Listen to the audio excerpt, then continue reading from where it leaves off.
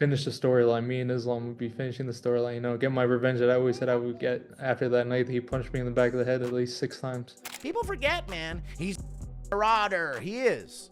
Dillon Danis is a marauder when it comes to Brazilian Jiu-Jitsu. Out of Islam Makhachev, and a long-time sparring partner back when his dad was around, he's very confident in Islam Makhachev against everyone apart from Shavkat Rakhmonov. Now, Dillon Danis is back in stirring chaos, boldly challenging both Islam Makhachev and Khabib Nurmagomedov as he vows revenge in the fight game. The call-out surfaced during an interview with TMZ Sports after Dillon Danis dominated William Spencer to claim victory at Misfits Boxing. Danis made his return to MMA following a lengthy absence and competed for the Misfits Light Heavyweight Championship. The bout also stood out as it marked the official debut of MMA under the Misfits banner. Let's go win it 6 seconds, coach. 6 seconds? 6 seconds. I told you, I'm a different level. I'll kill Islam, Cosmo, whatever the you guys are. I've been saying this since the beginning. I'm a different level, bro. I don't care. At the end of the day, I offered you later. Monster, it was Diaz, it was this, it was that, but everybody was scared. So, what are they gonna do? You know what I mean? I had to fight whoever was going to hurt me for. Everybody's scared of me. Monster, Diaz, they can all get it. Fuck them all. Islam, I don't care who it is. Anybody. Brock Lesnar. Congratulations. What actually just happened then? Building on that moment, Dillon secured a stunning victory with a 6-second submission, a statement win that has reignited his confidence. The inaugural Misfits MMA, the first one ever. I think it's the fastest submission in MMA history too, if they count it from when the fight started, not from the bell. Because if the fight started at a certain time, I think the bell was a little late, but I think it was 6 seconds. They tell me. Yeah, some people saying 6, some people saying 15, some people saying 8. So we can fast submission. I mean, how many people have a quick submission like that? So that just shows the levels I'm above. Riding the momentum, Danis is now positioning himself for challenges against any fighter in his weight class, insisting that he is operating on a level far above the rest. Yes. It could be anybody. I've been saying this. It doesn't matter who was out there tonight. It would have been the same thing. It would have been 6 seconds. It could have been 10 seconds. I'm on a different level, and I know that from the beginning. That's the reason these guys don't want to fight me. Maybe now they'll be like, okay. I don't know. They're just scared to fight me. So that's why I want to get to the UFC. So they're forced to fight me because I could beat every single one of these guys. Kevin Holland, all the guys in the top 15, they're all trash. And I'll beat everybody's ass. The reason I was respectful for Tony, he hasn't got a win in a long time, and he's there with his family. And I'm very happy that he got a win. He's a MMA legend. And we want to fight, obviously, but I'm not the kind of guy to go steal his moment when it's been, I don't know how many years since he's got it. It's been a while. Furthermore, Dillon disclosed that he has been in talks with Hunter Campbell, who advised him to stay and remain active and fully engaged in the sport if he wants to earn a place in the UFC roster. Danis insists that he is following that guidance closely, staying active and proving his commitment in order to secure a UFC contract. They're definitely watching. Stop hiding your guys from me because they know that I'm going to beat them. Now, I think the fans after this will be like, you know what, we want to see him. I sold the fight. The UFC is so boring now. No one even cares. It's dying down. I can bring the whole entertainment, the whole package. I had to stand up. I showed it tonight. I dropped the boxer. He ended up shooting on me or driving in for the clinch, and then I took his neck. So 6 seconds. I mean, at the end of the day, doesn't matter who they give me. I'll go in and fight any single guy they want. Any single guy off the bat. I don't care if it's Jack Del Mountain. Doesn't matter who it is. Leon Edwards would be an easy one. Any of those guys, Michael Venom Page, I don't care.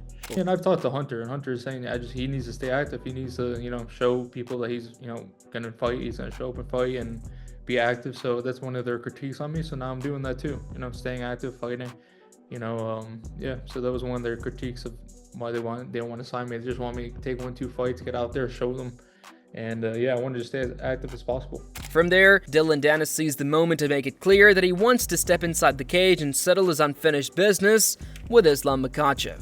Finish the storyline. Me and Islam would be finishing the storyline. Get my revenge that I always said I would get after that night that he punched me in the back of the head at least 6 times. And I never pressed charges. I didn't do anything. I said I'll get my revenge one day. So that would be a way to finish that storyline. Me and Islam for the belt.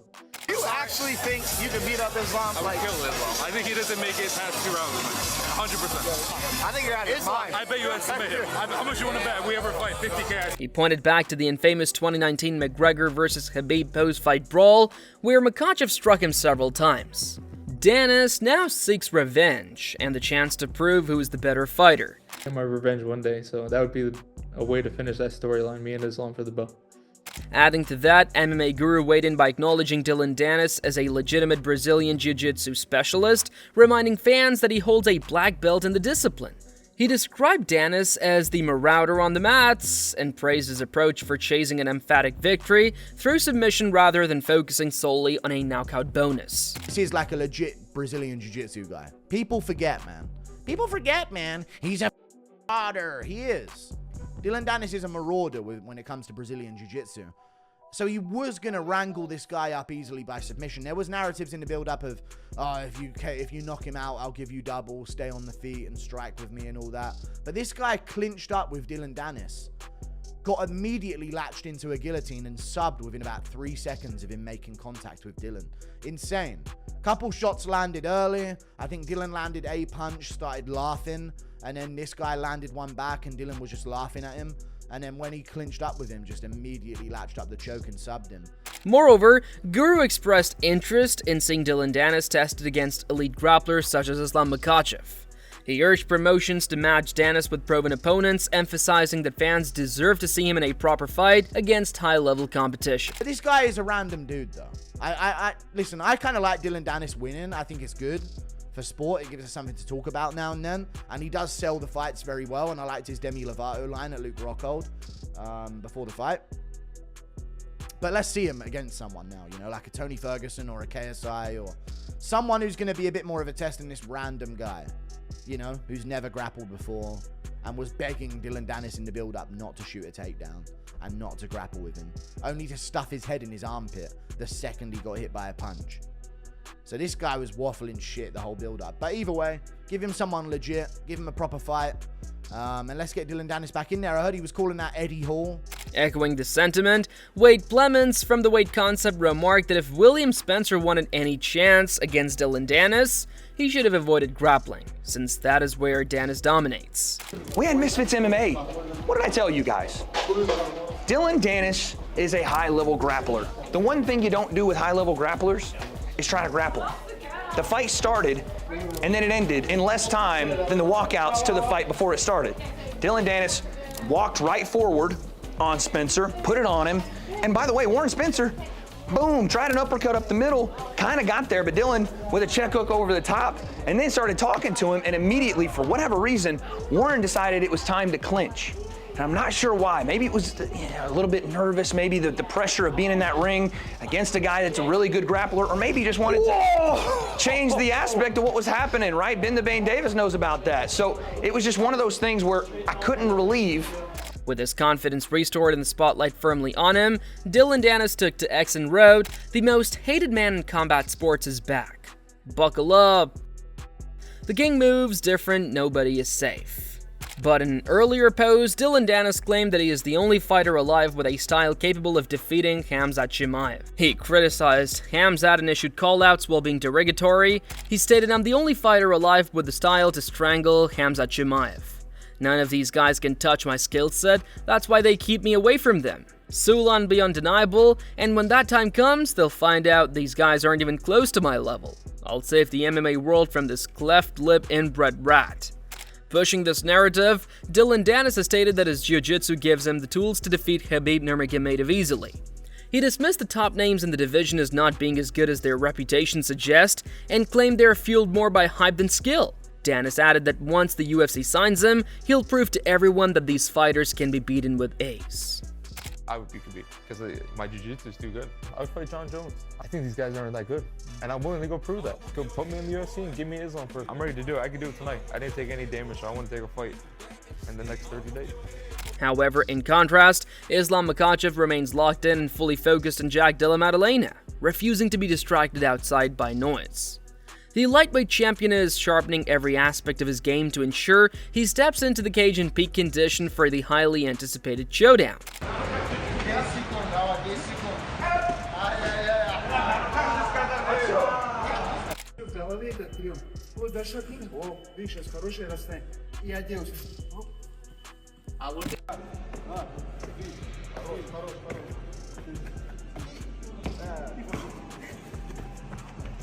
And with Dana White confirming the fight for November, Islam Makhachev has no time to entertain Dillon Danis and remains fully focused on his upcoming welterweight title clash.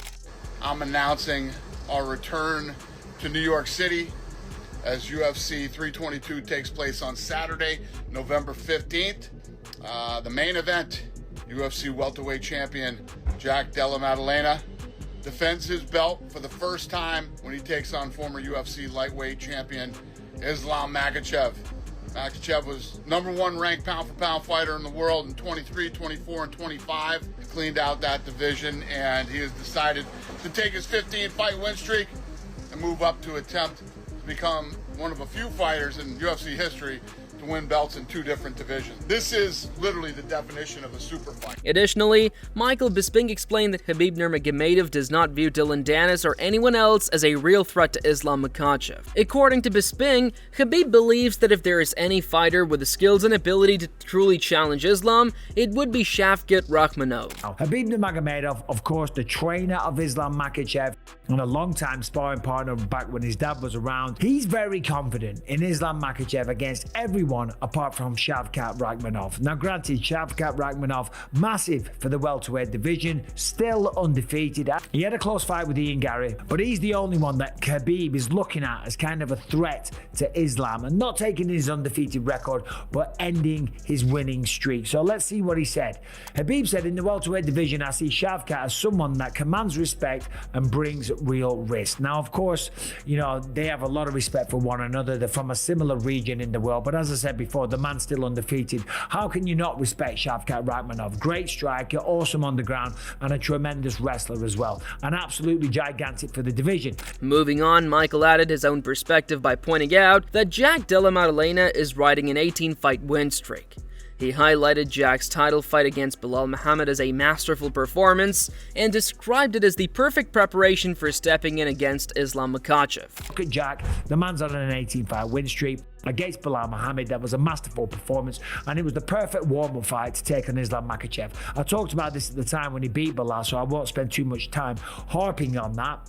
But I just find it interesting that Khabib Nurmagomedov just disregards everyone. I get it, he's not disregarding Shavkat Rakhmonov because you got to respect that guy. But also, I think there's a little bit of favoritism because of the part of the world that they're from. However, the fact that he doesn't rank anyone else as kind of a threat to Islam, I don't say it's laughable, but I just do kind of think he's looking at it through rose-coloured spectacles. And fair play, that's his guy, that's who he trains. He has a lot of faith in him, so that's all well and good. So Islam Makhachev versus Jack Della Maddalena, that has been announced, the main event UFC 322. And I'm looking forward to it, but I'll tell you what, Jack Della Maddalena is bigger.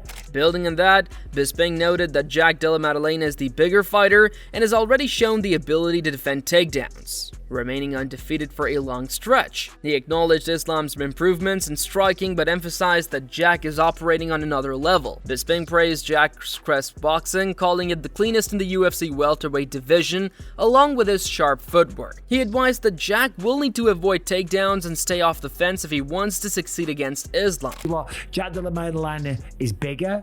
He showed that he can stop takedowns. On the feet, there's absolutely no question. Islam has improved with his striking, that's for sure. You can't deny that.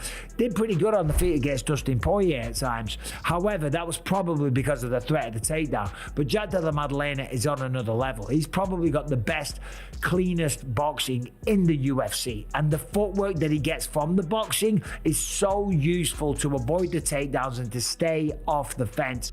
That was crucial against Belal Muhammad, and even when he was pushed up against the fence, he was able to stop the takedowns. Remember, Leon Edwards was able to stop all the takedowns from Kamaru Usman. He couldn't stop the takedowns from Belal Muhammad. Adding to that, Ali Abdelaziz voiced his confidence in Islam Makhachev ahead of the showdown with Jack Della Maddalena, making it clear he expects his fighter to win.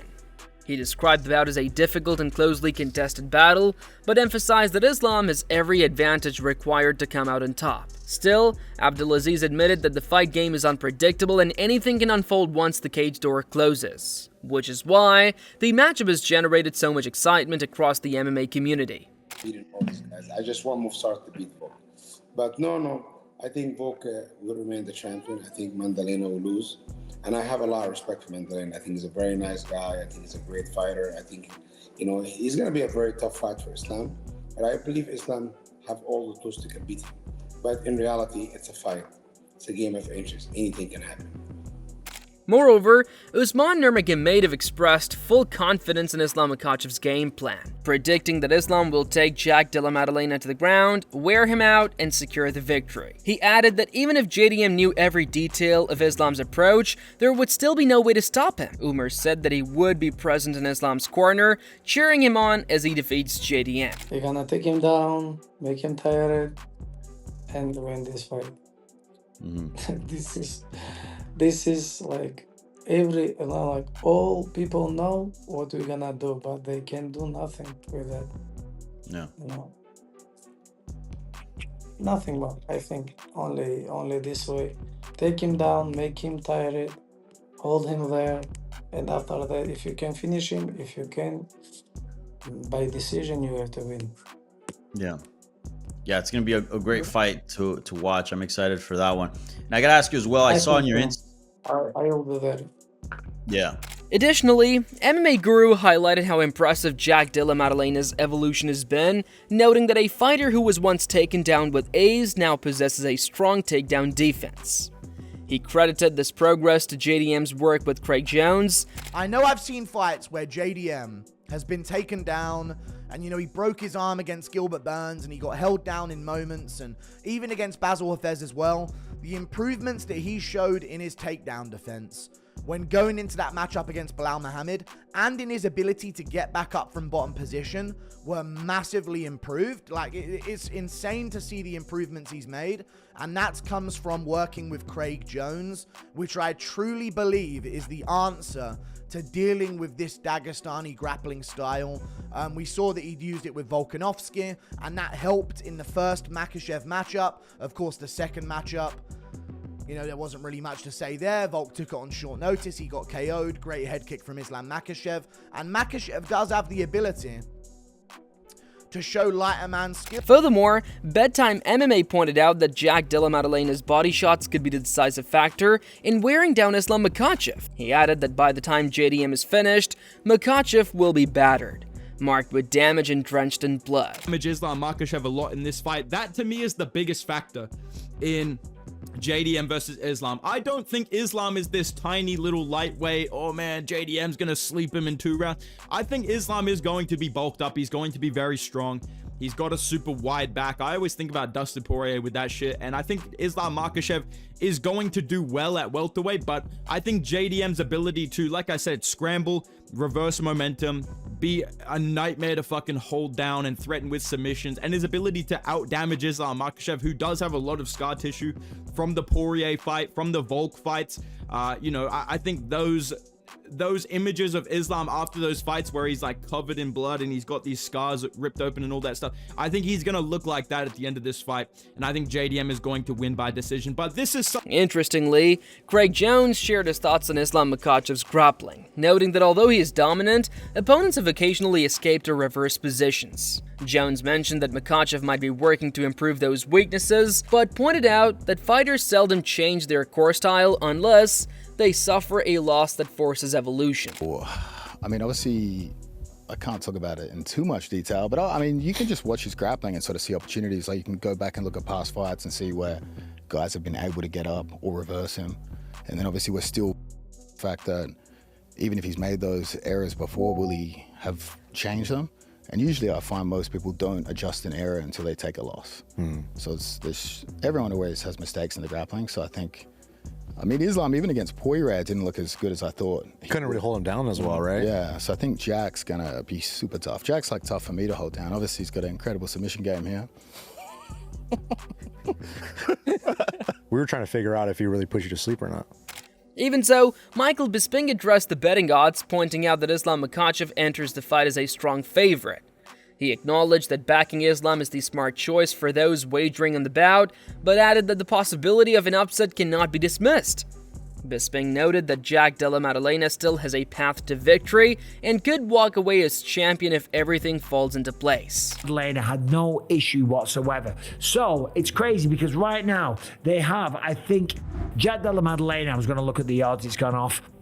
According to DraftKings Sportsbook right now, Islam Makhachev is a pretty sizable favorite. So if you want to put some money on that right now, that might not be a bad idea, because it wouldn't surprise me if we see an upset here and Jack Della Maddalena is still the champion at the end of the day.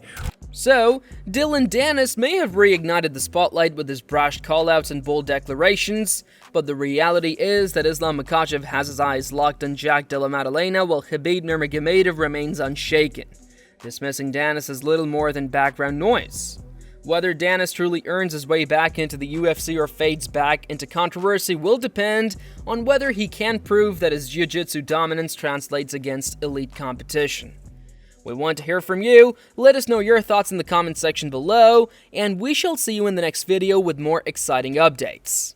Till then, like, share, and subscribe.